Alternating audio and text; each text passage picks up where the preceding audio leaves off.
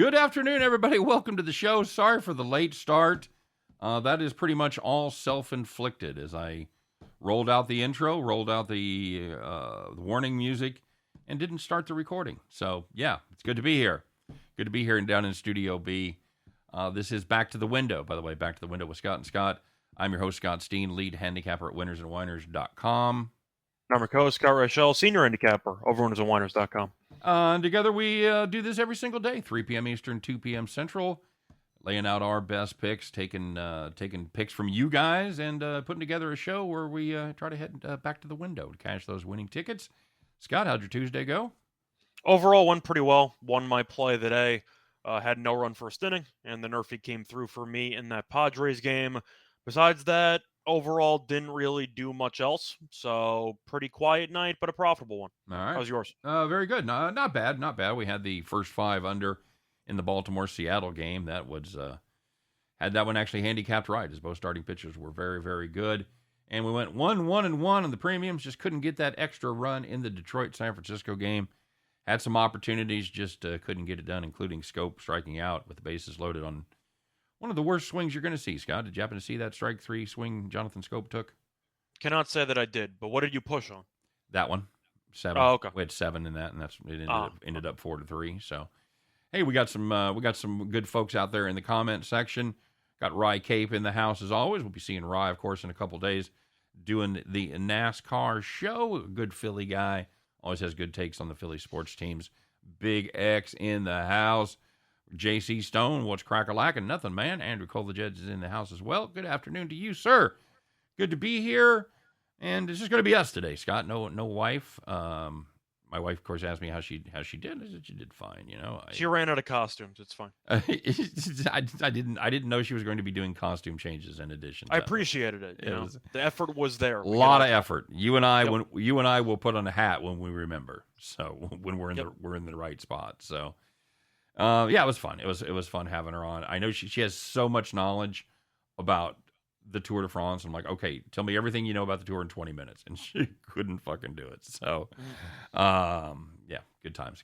So, Scott, how were your NASCAR picks? They were, I don't think great. Chris did okay. Chris got some points.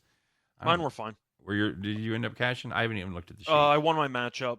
As for the top, whatever 5, 10. I think I was out by like a hair. Yeah. I think all my drivers finished top 15 or like top 17. All right. But yeah, we've been really good at that, by the way. Yeah, I ended up having Blaney over Truex for 2 units, and that was the main casher for me. It didn't look good for most of the race, but Truex fell apart in the final like 40 laps, and Blaney was solid. Yep. So. Truex, I was thinking he was a big listener of the show because you were just roasting him about how he was done, he sucked, and for most of the race, he was in the top 5. But and then it came out that it's like, oh no, he's coming back next year. And Rye's like, are you concerned? And he DM'd me on Twitter. So you concerned? I'm like, no, he still sucks. I don't really care. He finished 21st, I think. So all right, very good. David the Italian says she is a saint. My wife is a saint. There's no question about that. As you can imagine, being married to me, nonstop party, Scott, never a dull moment. Bronco said he parlayed your Nerfy with the Giants game. I guess I owe Reichel a hat. You wear hats? You a baseball cap guy? That's a. On occasion. I used to be a bigger hat guy as a kid. Yeah. And I really just kind of stopped wearing them at all. Yep. But I'm not going to turn down a hat from Bronco. I mean, that would be rude, wouldn't it be? It really would. Andrew, I think she was well for the Nerfy. So yeah, well done.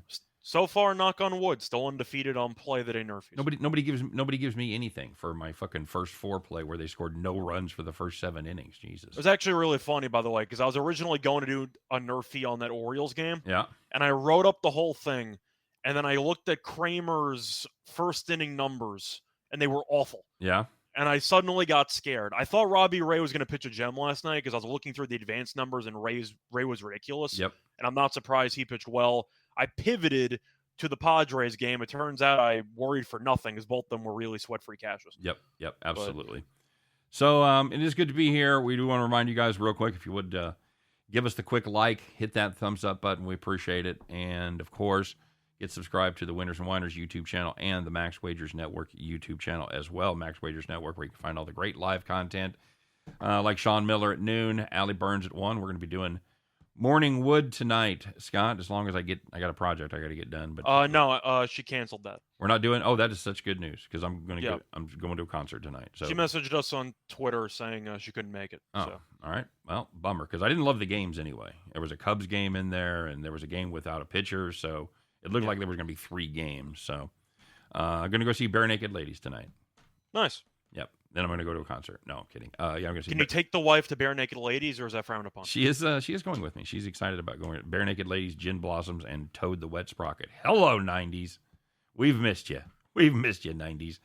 So, Scott, you want to talk about the big news here? Shall we break the news? I'll let you do it. Okay. All right. Fair enough. So, guys, this is Wednesday. Tomorrow will be Thursday, and the next day will be Friday. So far, I'm not telling you anything you don't know. Here's something you don't know. Friday will be the last edition of this here show right here. It is the last show of Back to the Window, at least for the foreseeable future. Scott is going to stay around. He's going to be doing his daily stuff as usual, probably making guest appearances on other podcasts. But I am going to be working on another project that we're going to debut for football season. And I can say absolutely nothing about it right now, except it is unlike anything that has ever been done in the realm of sports betting. So that's literally isn't much information as I can give. It is a challenge, but if we can pull it off, it's going to be a very, very cool thing. I'm super excited about working on it. So stay tuned for more details on that. And as far as Chris and I's show, we will be finishing up on the whatever the Friday is before the 9th. So I guess that would be the 8th because my birthday's the 9th. It's on this Saturday. So our last show on Parlays will be the 8th. We're going to do 2 more NASCAR shows. Rye, sorry to break it to you this way, dude. I forgot to fucking DM Rye on Twitter. Rye, we're going to do 2 more NASCAR shows. We're going to be doing... I think you got the memo. Day after tomorrow, and we're going to be doing the Friday after that. So... I can't say enough about everybody that watched the show and was fucking there every day. And I'm obviously going to miss doing this. I'm going to miss everybody, but nothing's forever. We'll see how everything goes. But for now, that's the way it is. Scott, any thoughts? Not really. It was a decision made from upstairs, and I'm just listening to it. So it was news to me. I found out earlier today, and it is what it is. Okay. All right. Very good. So we appreciate you guys. We're going to be doing our best here, obviously, as we finish up and finish strong. So thanks for the love. What, 2 years? 2 years, man. Better than 2 years because we started. started. Maybe 2 years of actual name, like heading back to the window with the radio stuff. We've had a daily show for what, like 4 years? 3 years. I think we started the year before COVID. So yeah. So we've been but the Back to the Window name has been probably a year plus. So good run. Yep, absolutely. Is your football going to be both of you? Yeah, we should probably still be able to do a football show. I don't know. I don't know what kind of time consumption this project's going to be. I just don't know. We would love to still do football shows for college and the pros. I don't know how it's going to go, but that still would be fun. We got to break the tie, Scott, because you and I are tied 1 year apiece on the college. So we've got to play a rubber season for sure. James been here since day one. J.R. Blacks is one shot to oh man. Once again, I'm still doing the free picks every night, and so I will be as well. I will also also be doing my free picks. So we'll still be here. We just won't be together. We just won't be doing the live thing, which frankly was the most fun thing of what I do. So, but I get it. I understand it, and it's really my fault because it's a completely different direction. It's something that I wanted to do for a while, and they're going to make it happen, and they've got a great budget behind it. So we're going to take a shot and see what happens. So anyway, and the Max Wagers Network will still have a lot of great content over there. I'm sure Chris will be doing his show over on Max Wagers Network, and I'm sure Scott will probably be making appearances on the shows over there as well. So where can I locate Scott Jr.? JC Stone at the Winners and Winders YouTube channel. He's doing daily videos. He's always on Twitter, and like I said, I'm sure he's going to be making guest appearances on videos over there on the Max Wagers Network. So, I was going to say, also just follow me on Twitter. I'm still doing podcast stuff every day. Right. So. If you ever, because Scott talks about stuff that he does for other places, and obviously we're not going to plug one place on another place. But just find me on Twitter, and I retweet everything. Correct. So if you want that information, you can find Scott on Twitter and find him. You can get your fill of Reichel, dare I say. Maybe you can have time for the deep three again. Again, Bronco, I don't know, buddy. We'll see. We'll have to see how everything goes and how everything plays out. So, with that being said, Scott, we should probably get to it, huh? Yeah, let's do it. Okay, let's find out. What happened yesterday?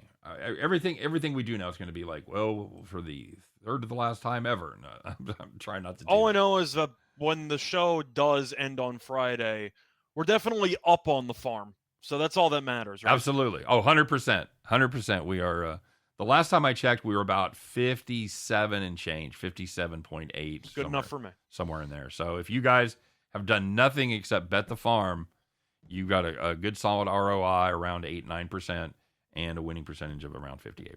So I'm happy with that. I'm happy with that. You and I have both been positive on all of our college football stuff. You know, I'm proud of the work that we've done. Plus, you know what? We've had a lot of fun, man. It's been a blast, dude. And I'm, I'll tell you on a personal level, but I'll say it in front of public.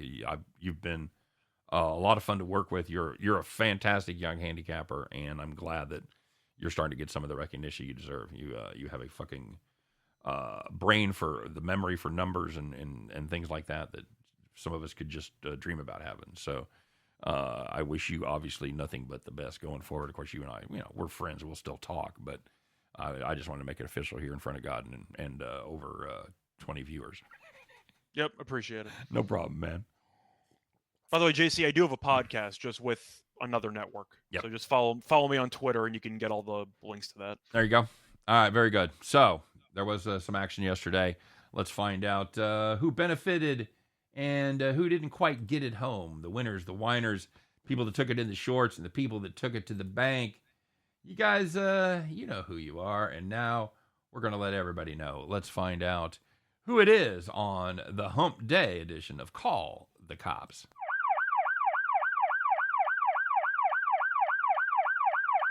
No head bobs today, buddy? No, I was just letting it play out. It's just like when you listen to Pink Floyd with your cans on. You just, oh, yeah, that's good. Breathe in the air. Red Sox money line against the Blue Jays. They led 5-4 entering the ninth. How about that Red Sox bullpen, huh? Toronto delighting the home fans up there in Canada. They scored 2 runs in the ninth. Walk it off. Boston loses 6-5. And if you had the Yankees minus 1.5 against the Athletics, you led 2-0 after 8 innings. Clay Holmes, arguably the best closer in baseball this season. Maybe Josh Hader, but probably top 2. Catcher interference with 2 outs to get a guy on base. And then single RBI. Yankees won 2-1. Jesus. The catcher's interference rears its ugly head again. All right, and finally, if you had the Angels' first 5 on the money line going up against the Pale Hose, they led 3-0 after 4 innings. What could possibly go wrong? Well, the White Sox could go wrong, and so could the Angels pitching, as the White Sox hung a 5 spot, a crooked number indeed, as Los Angeles ends up trailing 5-3 after the 5 innings. Oofda, not good. Yeah. Honorable mention for the Padres, who blew a 6-0 lead after 6 innings yesterday. Yeah, fine job there, Padres. Well done. So, only surprise there, Scott, I wasn't on them. So, yep. And there was some good news. This is a place where you want to be. You want to have these picks. Nice, easy victories. You get to spend your Tuesday night just a sitting and a snoring as you're crashed out in the rocking chair. So the first one, if you had the Astros on the money line against the Mets, they led 4-0 after 1 inning, and they won 9-1. Doesn't get much easier than that, my friend. And finally, or not finally, but finally for me, if you had the Rangers against the Royals, I don't know if I've mentioned this, Scott. The Royals are not a very good baseball team. I did read that somewhere. Yeah, they're just not good. Rangers, they started off strong, and there was no comebacks by the Royals. They led 7-1 after 4. They win 8-3 as they put it on cruise control for the last 5 innings. It didn't fucking matter. It's the Royals. Rangers money line. It's a rocking chair. And the last one in the WNBA, if you had the Mystics minus 7.5 against the Dream, led by 20 at halftime, and won by 18. As Van Morrison says, Scott, I'm into the Mystics. So they're a pretty good team. Yeah. Dream, not so much. Not so much indeed. The Dream, once again, is a nightmare. So let's talk about this guy. He's an ex-Royals farm hand. Never did much with him, and now he's had a serviceable major league career. But he did something yesterday that probably, or not yesterday, on Sunday, that you don't see very often, and it's earned him a rare title, Scott. He's strapping on the golden feed bag. Let's find out who it is that's wearing it today on Donkey of the Day.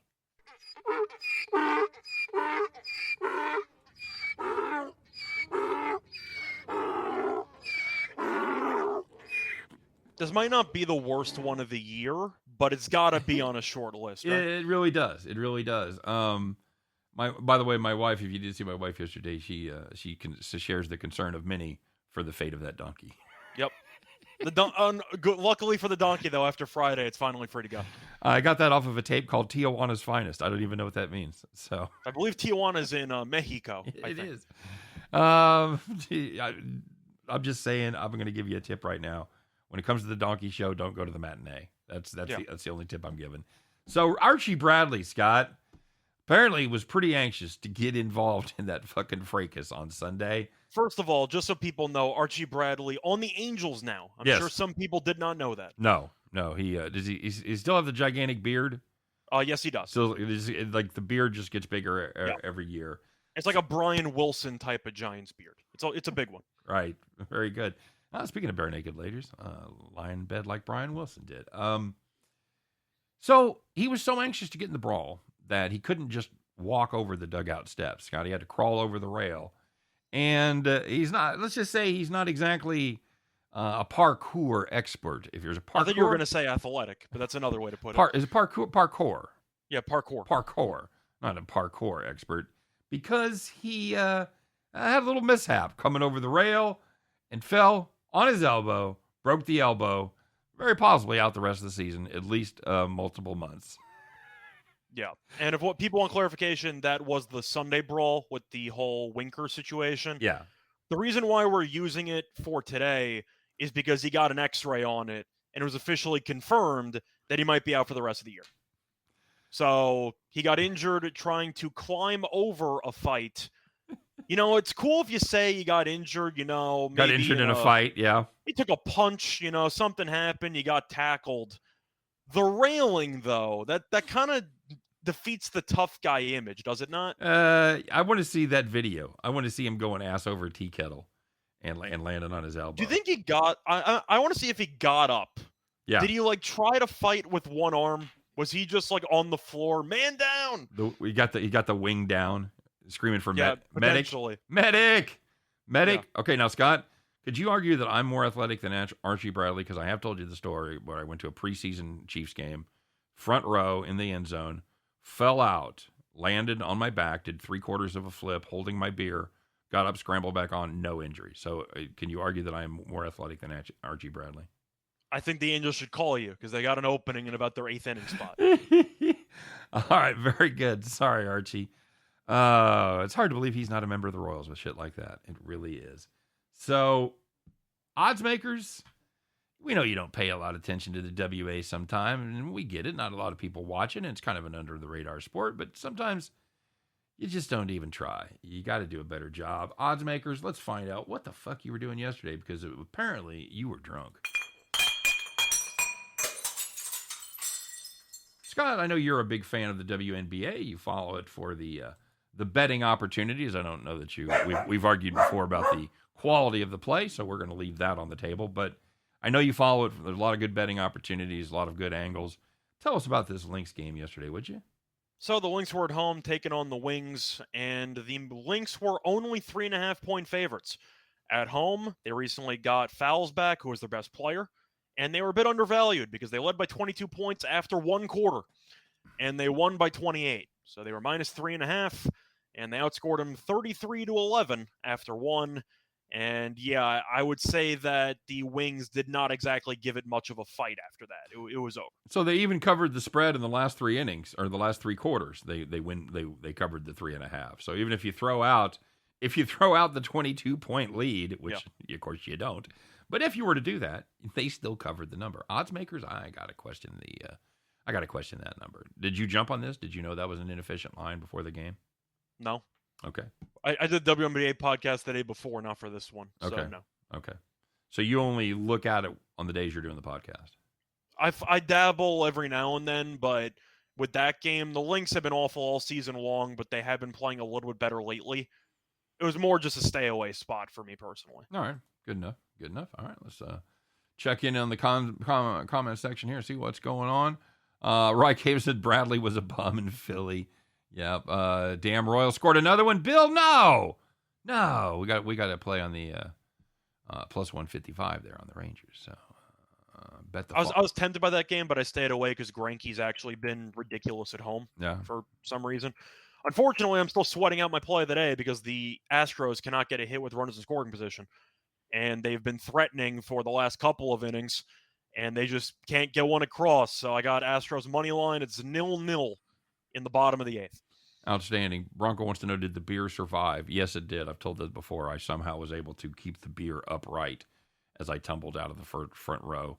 My buddies pulled me back up as I scrambled over, and the guy came over and said, don't do that again. So it obviously was a different time. I want to say this was in, it was the strike year. I think it was 87. We had, here's how bad the Chiefs were. A radio station gave away 102 season tickets. You had to go audition for them. And me and a couple of my buddies came up with a little Chiefs rap song that we did. And was it like Bears Shuffle? No, it was. That was not the inspiration for the music. No, it was. It was. We were. I remember we were not the Fat Boys or Run DMC, and I can't remember the rest of it. But I do remember. Okay, that counts. You got something. We used like a bath toy, like a dog toy, for the record, for the squeaking part, for the scratching part. And they loved that. I was like, nice. And so yeah, it was high quality stuff. Anyway, sounds like it. So that's what we ended up with free season tickets, and this was preseason when that happened, and it was a different time. Number one, if I did it today, somebody'd have it on a fucking cell phone video, and I would love to see it. I want to know how I kept the beer upright because I still don't understand the physics of it. So, bank called in the mortgage on the farm. That's the thing, though. We've been making payments and then some. Yeah. So the farm's been good. Yeah, farm has been. We don't have to. Farm Aid's not calling us. We're okay. John Mellencamp, Willie Nelson, they don't care about us. We're doing okay. Bronco says, I guess as viewers, we weren't buying enough Maybelline products. That's right. I was thinking about that before the show, Scott. That's what we should have done. Like all these radio shows that you see, and they're on like, man, we're almost out of money. If you don't pledge today, I don't know how we're going to stay on there. That's what we should have done. We should have hit everybody up for like just $5.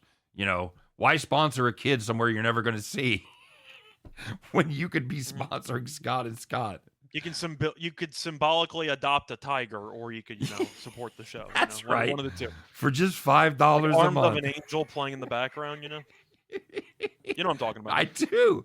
Of course. And that commercial, that's the longest fucking commercial, like 2 minutes.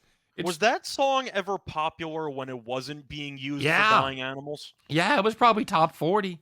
Really? I only know the song for dying animals. Oh, dude, that whole Sarah McLachlan, Joan Osborne, that whole fucking 90s women being really sad shit.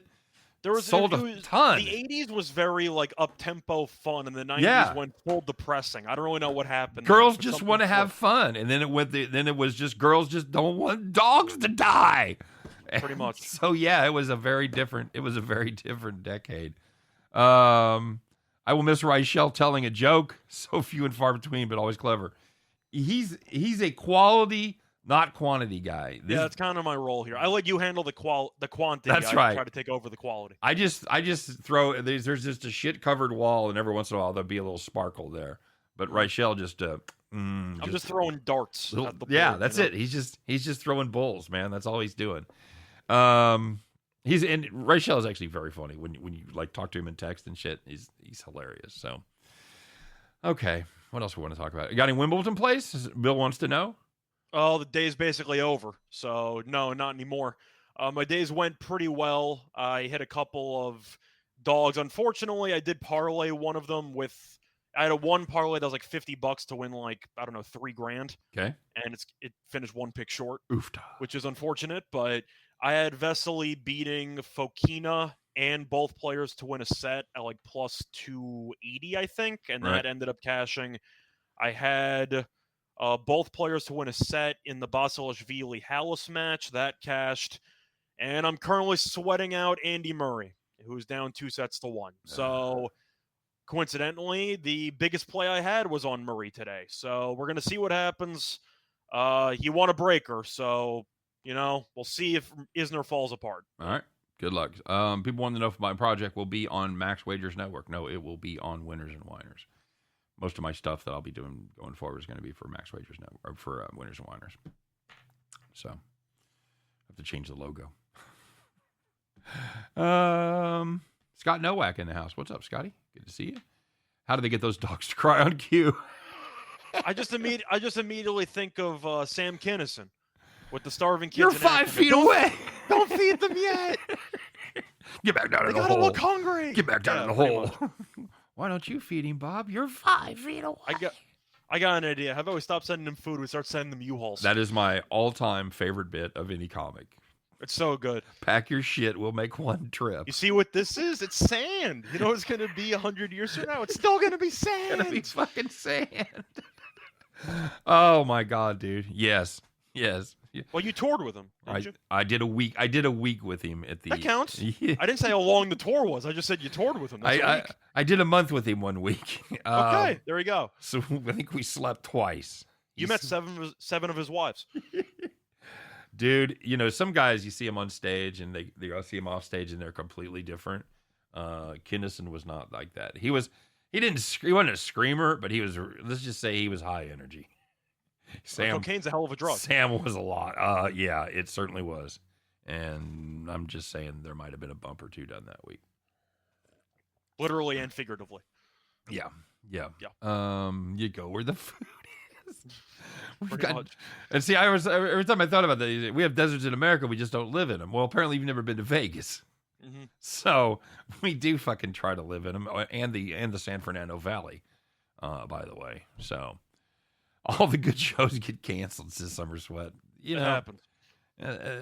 Once again, we could be back, It could be like Family Guy. It's canceled twice, and next thing you know, it's on hiatus. Want it back for Thursday? We could be it's back. Possible. We could be coming back on Hulu. You don't know. Who knows? Hulu could pick us up. Okay. So let's talk about tonight, Scott. There's a lot of games going on right now. Somebody mentioned the Rangers do have a run, but the Royals, of course, scored again, making it 2-1. We'll see about our live play there, Bill. I don't know. I'm not too depressed. Scott, here's something interesting. When Chris and I were doing the show, the Yankees were down. Were they down 3-2? They're down 3-2. What do you think? They're down 3-0 to start the game. Right. Okay. So when they were down 3-2, what were the odds on the Yankees to win? When they were down 3-2. Yep. Taking that. I'm going to guess -170. How about -225? Okay. I believe the betting markets have caught up with the fact that the Yankees will fucking come back. Yeah, people have jumped on the idea that when the Yankees are down 3 runs, you should automatically bet them because they just come back and win pretty much every time. Got them right. Yeah, this team is special. They're a pain in the ass to watch for a couple of innings. Then for 2-3 innings every game, it's just magic. Yep. They just find a way to get 5 straight guys on base, and they'll hit the timely home run. I've mentioned it for a couple of months. This Yankees team, I try to be realistic with my fandom, which usually involves me being pessimistic. This team's nuts. Yeah. I really just can't go against them. They're really just an insane baseball team. And you're saying the money line was -120 when it was 3-0. Somebody said they took it. Yep. They took +1 or +1.5 when it was 3-0 at like -125 or some shit. Like yeah. JC says when in Back to School, Kinnison is the history professor. Say it while I was slogging through the door with Charlie. Mm-hmm. Fun dude. Andrew says I grabbed the -1.5 at -160 instead. I think that's going to be a good play. Ty Clinton in the house. What up, Ty? Good to see you. What else you like tonight, Scott? You got anything Pirates and Nationals scoring some runs. I don't know where the hell I know everybody was on the over yesterday, fading Corbin. Corbin looked like not just a competent major leaguer, but a good one, huh? Yeah. You look at the first couple of innings in that game. Well, a lot of guys got on base. Just not a lot of them crossed home plate. Yeah. There were a lot of opportunities with runners in scoring position, and pretty much none of them worked out throughout the entire game. As for the actual card later, I am looking at Pavetta's been good, but I gotta like Toronto. Boston doesn't have a closer. We saw it yesterday. Their closer was not vaccinated, so he couldn't travel to Toronto. And they used Hanzo Robles. What can possibly go wrong? And Everything. he blew the game. So, Boston has no closer. Pavetta has been good this season. Manoah's been better. But Toronto at home is 23-14. I understand the Red Sox have been solid, and you might be tempted at plus money, but I just think that they're in a pretty tough spot with no closer and the inferior starting pitcher. I don't hate the under. I really don't hate the first 5 under there. I think you can argue maybe Boston plus 1.5 because Toronto's the home team, but I'm a big Manoah guy. Yeah, I really just can't go against him. And once again, Houck's actually been a decent closer for them. Mm-hmm. If they have to use Robles in the 9th inning again, have fun. So I'll go with Toronto. I can't listen to those guys that put with K this year. I don't know. What does that mean? You know what that means? K is in the pitcher for Toronto? As in when Toronto uses bullpen guys, they group K in with a couple other relievers. John K of Steppenwolf? Are they surrounding him with a bad band? Is that Anthony K? The one who wears the glasses or like goggles and he's terrible at pitching? I don't know. Or he might mean Michael K. He might mean Beltran and Cameron Maiden in the booth for Yes. I think he's talking about Yes. I think that's what he's talking about. Okay. All right. Very good. They're not great. I think Maben's okay. He's got a southern thing to him where he seems extremely polite all the time. Beltran, I think, is smart, but you can tell English is a second language, so he doesn't feel truly comfortable in there. But I can understand your point there, Bronco. He says Broncos got the Phillies going. Kyle Wright for the Braves allowed 10 runs and 10 and 11 hits. Suarez pitching. Yeah, we figured Scott was able to figure it out. Bronco. I was thinking Steppenwolf, so I was a little off, but Scott had it nailed. So yeah, very good. You like it? What do you like at Phillies Brave game? Oh boy, you gonna buy in on Ranger Suarez? Well, he killed me last time. I know. We roasted him. I think I am going to lean to Philly at plus money. Kyle Wright's been an interesting pitcher where for the first month or so, he was nails, arguably the best pitcher in the league. He was just that good. Yep. But the last 2 outings, he's given up a combined 21 hits in 11 1/3 innings pitched. Yeah, that's what Bronco. That's not great. That's what Bronco was talking about. You know who he looked like, Scott? You know who he looked like in those last 2 games? Looked like Kyle Wright. That's who he looked like. Oh, okay. Either way, I thought you were going to say Corbin. No. But I'm going to go with the Phillies there, maybe a team total over.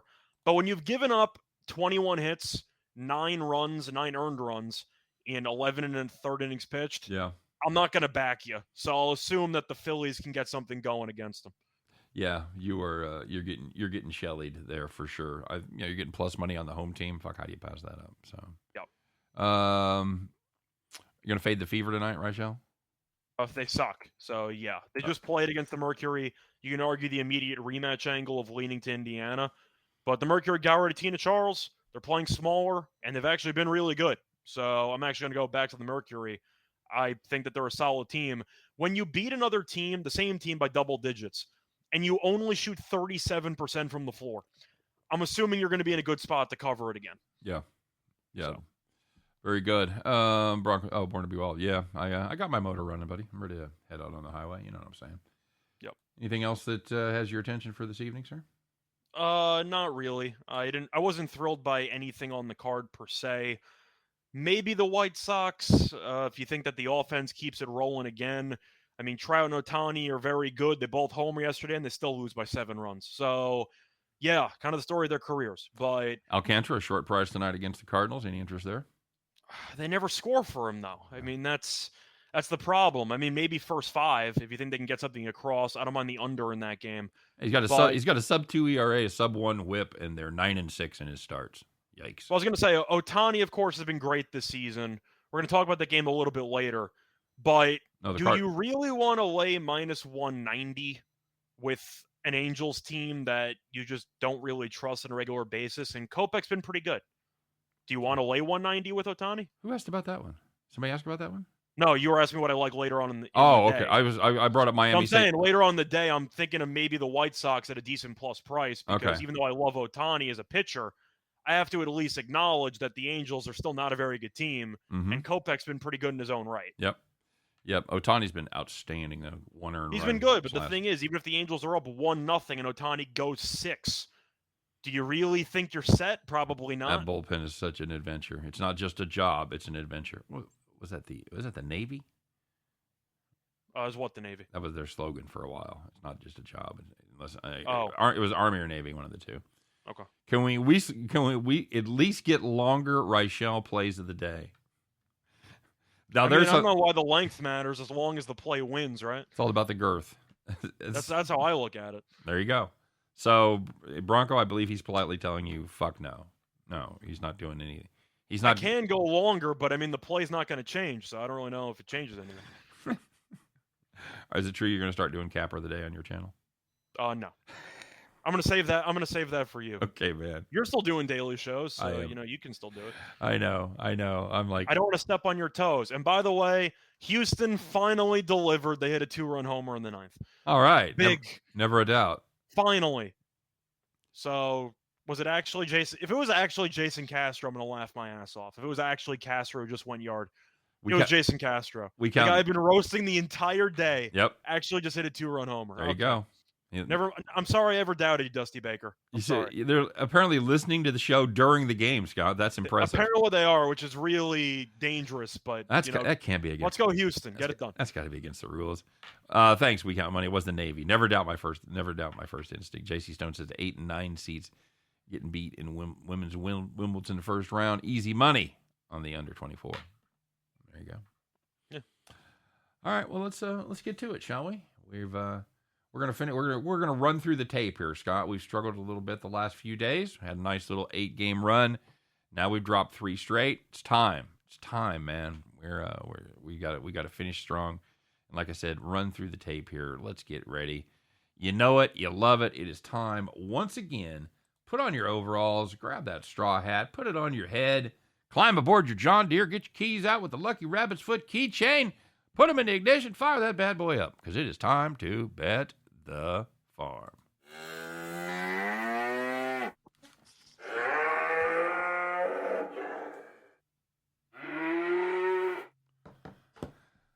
All right, there you go. Afternoon, ma'am. Good to see you at the general store. So... I still laugh with us wearing these hats, Scott. I really, and I love how you pull your string up. I do. You got to get it nice and tight, you know.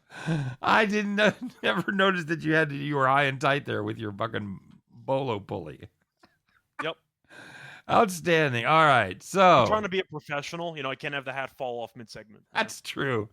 So Scott, we had a farm play yesterday. It wasn't the best. How'd it go? We picked up a loss because Corbin and Quintana were really good when people were on base, and they didn't score enough runs. Unbelievable. All right, so we've got one cooked up for today. What have we got, Scott? So for this one, we're going to go back to that Angels-White Sox game, and I mentioned how Ohtani's good and how Kopech's good, and we're going to back the two of them. We're going to take the no-run first inning. We're back on the Nerfies at around minus 120. A Nerfie. I can't quit you. Can't quit you, but we've been good with them. The White Sox have actually been terrible in the first inning offensively. They're averaging just 0.4 runs per first inning, which ranks 24th in the league. The Angels are averaging 0.62 runs per first inning at home, which is 14th, which is mediocre. But Kopech so far this season has been very good in the first inning. 12 2/3 innings pitched because he got injured that one time. 2.84 ERA. And Ohtani's last 2 starts, he's basically been unhittable. 14 innings pitched, 0 runs allowed. We're going to expect a pretty low-scoring start to the game, at least. Give us a 0-0 after 1 at minus 120. There you go. Back on the Nerfy Express. Nice price there at minus 120. 2 very good hurlers going at it. So That's going to be the farm, and that's going to be the show. Wednesday is in the can. Thanks for joining us, guys. We appreciate it as always. Tell your friends. A couple more to go. We're going to have a blast. We're trying to, like I said, we're going to try to finish strong, give out some great picks. All right, so come back and see us. Same time tomorrow, 3 p.m. Eastern, 2 p.m. Central. Scott and I will once again do our best to help you guys head back to the window. Take care, everybody.